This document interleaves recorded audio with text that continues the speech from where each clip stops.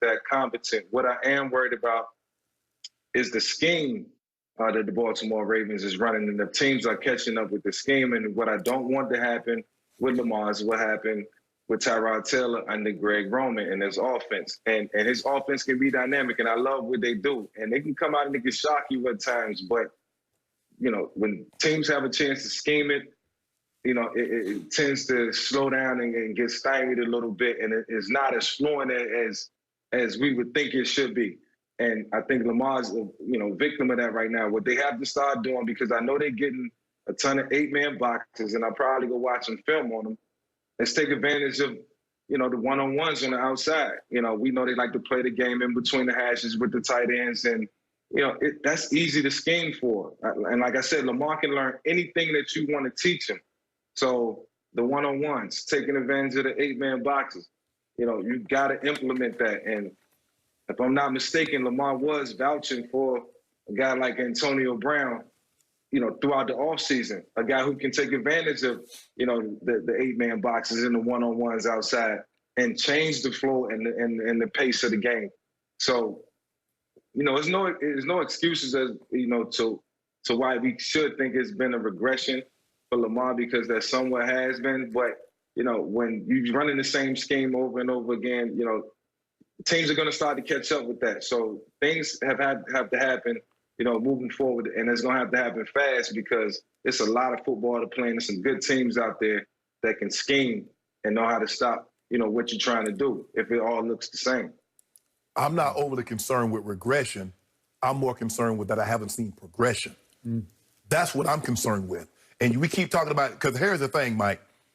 I believe he has the receivers. Hollywood Brown can beat one-on-one coverage. I believe they have some guys that can beat one-on-one coverage. But are we sure, is where Lamar is right now, that he can consistently get to that and throw that and complete that? You're talking to a guy that, if you look at, Skip and I talked about this earlier, in big games, and I listed 3 games against Kansas City, 2 games against Pittsburgh, and the playoff games. He's 1-6, 9-8, 9 touchdowns, 8 interceptions, 53% completion percentage.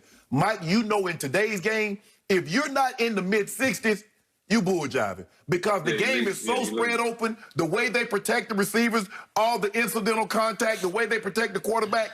That's why you see a lot of these top quarterbacks, they 65, 70% of completion percentage. If you look at his numbers against the other teams, he's 23-1. 123, lost 1. 65% completion, 13 turnovers. In the other 1-6, he's 14 turnovers. So he's turned the ball over in 7 games more than he's turned it over in 24 games. The regression, I'm not worried about regression. I'm worried about progression, because in order for him to get to where he ultimately wants to be, he's going to have to throw the football. But, Mike, I know you noticed this. Tampa was one of the teams that gave you problems. And what could Tampa do? And who was the wide DB coach on Tampa? The head coach at Pittsburgh. Tony Dungy was the head coach. The DB coach was Mike Tomlin. Mike Tomlin understands, okay, this is what we're going to take away. We're not going to let him run wild, and we're going to take away the quick throws. Now, if he wants to go through a progression and get the ball down the field, have at it. We go to the middle of the field, we shake his hand. Hell of a job, son. We'll see you down the road. But until he can consistently do that, this is going to be a problem, because in order for him to get to where he needs to be, Mike, the last team that really ran themselves to a Super Bowl were the 72 Dolphins. If your quarterback can't make throws, I'm talking about big-time throws and big-time moments, you're not going to the Super Bowl. So, Michael, you have been a mentor to this young man, big brother to Lamar, and I want to stress that you do not win the MVP of this league by accident. Nope. Right.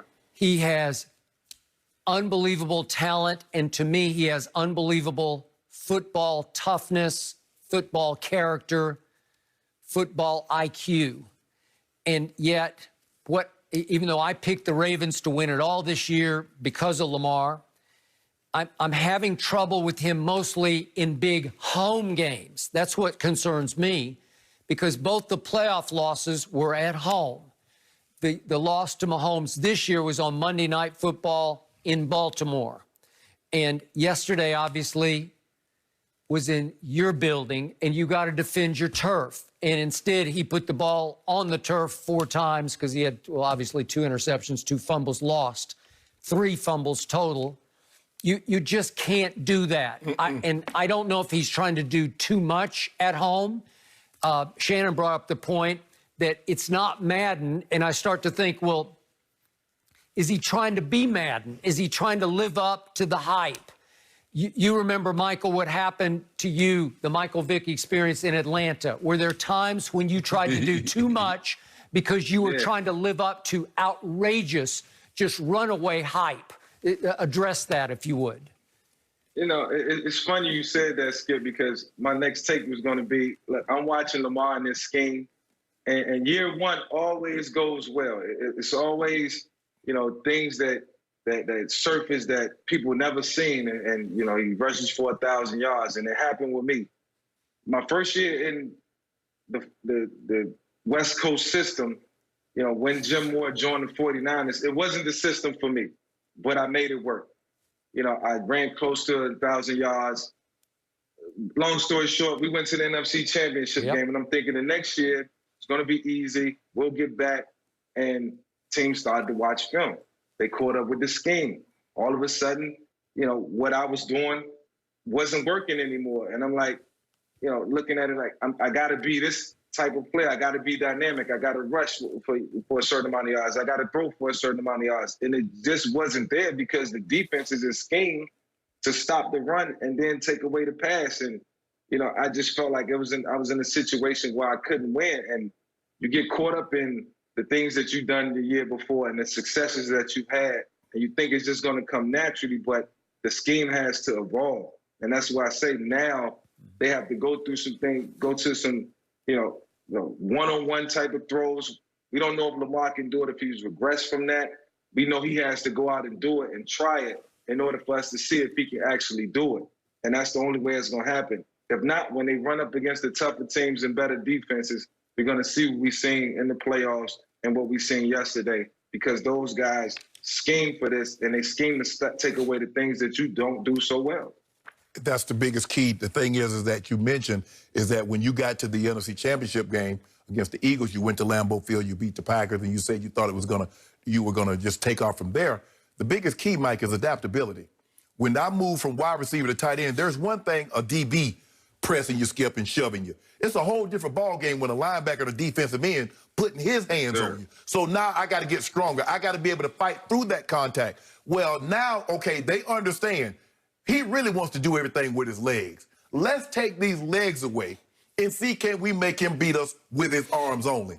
And until he can do that, and we see what they started doing with Mahomes, everybody wanted to just drop people. Mahomes said, you know what? Y'all want to drop all the people in coverage? Guess what I'm going to do? I'm going to take off running. I'm going to make you play me honestly. That's what you have to do. Lamar's going to have to adapt because teams that wanted to cut his legs off, he's going to have to now beat them with his arm. And if he can't do that, it's going to be tough sledding because Big Ben is in that division. And this year, Mike, you know there's only one bye.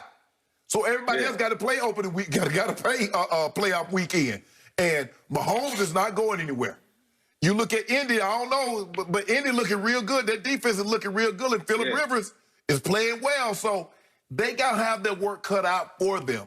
But they're going to have to find a way, and Lamar is going to have to find a way to evolve and become a – I'm not saying he needs to be Brady or he needs to be Mahomes, but 180, 185 yards a game throwing the football, Mike, ain't going to cut it in 2020. Ain't going to cut it. I mean, look, go ahead, Michael. No, I was just going to say, you know, fast forward 5 to 6 years later, for me in my career, you know, I learned to become a better passer. I just think now is the time to help Lamar progress into becoming a better passer. And the only way he can do that is to actually do it in live game action. Yep. So Hollywood Brown has real, raw track speed. He can run past people. Yeah. And he posted, was it a tweet that he then deleted? Yep. Which took a shot at somebody, the scheme, Greg Roman. It's just wrong that he's not getting more targets than he got yesterday.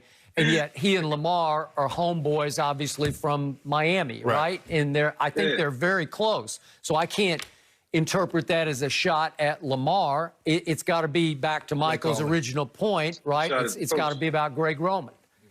Yeah, it's a shot at the coach. It's definitely a shot at Greg Roman. When you keep everything confined, and that's why I referenced Tyrod. That second year in Buffalo, it was hard for Tyrod, and it was no offense generated. And you're asking the quarterback to do a lot more. And then once you in the middle of the season, it's hard to just switch up the scheme because now you're adding different protections. 5-man protection, 6-man, sometimes 7-man, and things can get complicated and you don't have enough time. So Hollywood Brown is right. You got to take advantage of those, put them on the outside, let them run some goals, some deep comebacks, some deep dig routes. Simplify the game and then utilize the run game. Just got to put some time and effort into building a strong run scheme to support the passing game. But he's going to have to, at the end of the day, Mike, he's just going to have to take what they give him. He has a flat route that's holding the deep by. He tries to throw it over the deep guy's head, and the guy picks it. Just take the flat route. He's working one side. He has the guy, and now he tries to come all the way back, and the guy picks it for a pick six. You don't have to be spectacular every single play. You don't have to make every single play. The defense won. You know what? They got me. Throw it away. It's okay. Yeah. I mean, you're not the only one making plays. You're not the only one that's really good out there, Lamar. You're going to have to understand that sometimes the defense wins. Let them win. Just don't turn the football over. When you turn it over twice, they're going in for another score. He fumbles. Yeah, Bud Dupree strips him of the football. They're up 17.